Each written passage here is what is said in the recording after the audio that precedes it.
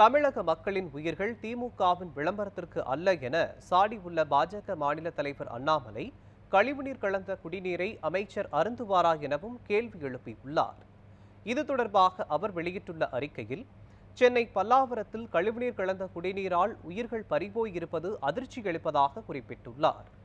சென்னையில் எந்த பாதிப்பும் இல்லை என்ற திமுகவின் போலி விளம்பரத்திற்கு அப்பாவி பொதுமக்களின் உயிர்கள் பலியாகி இருப்பதாக காட்டமாக தெரிவித்துள்ளார்.